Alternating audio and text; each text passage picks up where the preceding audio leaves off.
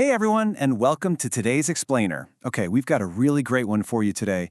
We're unpacking a classic, incredibly dramatic jungle fable. And honestly, this story has it all: survival, karma, betrayal, and the ultimate test of preparation. I want you to picture an unforgiving rainy season in a really dense jungle. The heavy, muddy scent of rain is hanging in the air. The cold winds are just howling. And for the birds living up in the canopy, well, finding proper shelter isn't just about staying comfortable. It is quite literally a matter of life and death. So it begs the question, how do you survive a deadly storm without a home? I mean, it's the ultimate nightmare scenario, right? In our story, the heavy rains have officially started. And for the local birds, every single drop of water is like a ticking clock.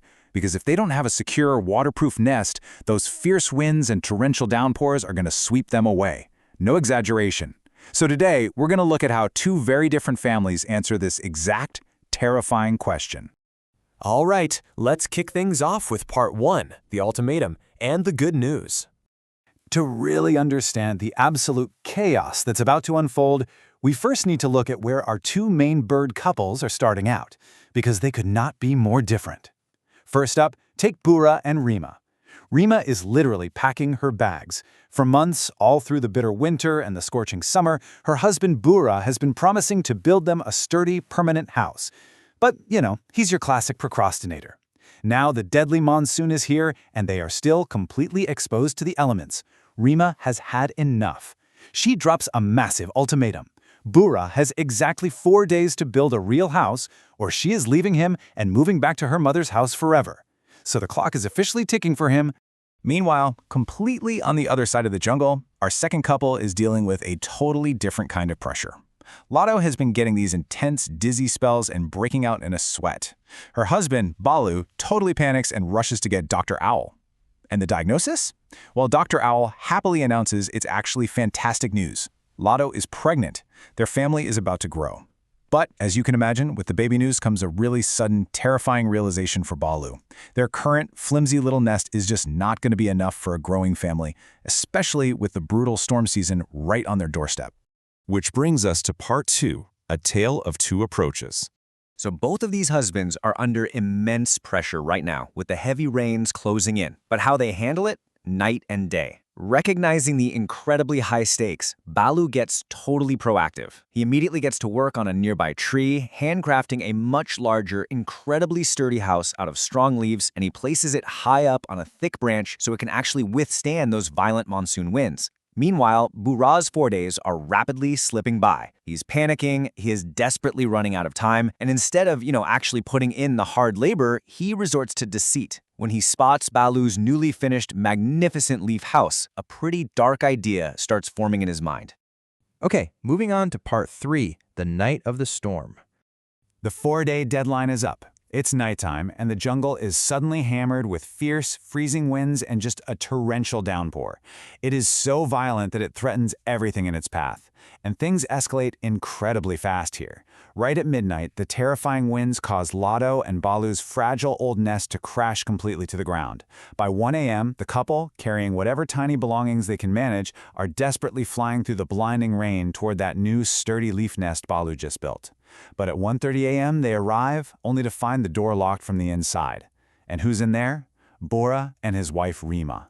By 2 a.m., desperate and freezing, Lotto and Balu are begging their neighbor Kalu for shelter, but they get flatly rejected. Finally, at 3 a.m., they are miraculously rescued by the kind Minu Masi.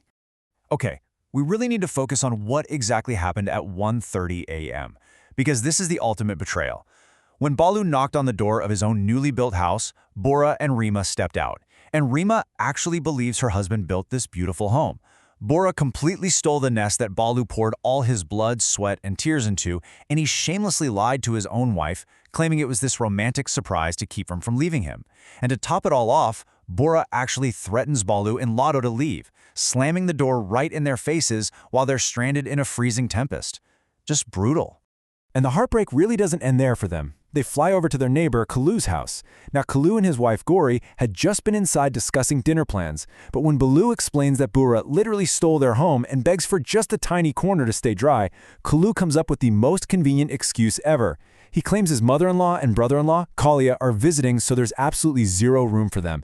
He leaves a pregnant Lotto and a desperate Baloo completely out in the deadly storm. But thankfully, we do get a moment of relief. Minu Mosi to the rescue. Earlier that day, Mina was just enjoying the rainy weather from her window, sipping hot tea and eating fresh pakodas that her friend Tony the bird brought over.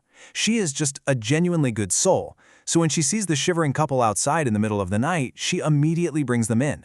And after hearing how Bura stole their home, she is furious. She curses his cruelty, assuring the young couple that the Almighty will absolutely not forgive such a wicked act. And that leads us perfectly into Part 4, Karma Strikes. So, morning finally breaks. The heavy rains have paused, but the harsh daylight reveals the shocking consequences of everything that happened the night before. Minu, Lotto, and Baloo head out to check on the new nest, only to find the stolen nest completely destroyed. Bulbul the bird flies in with the dramatic news.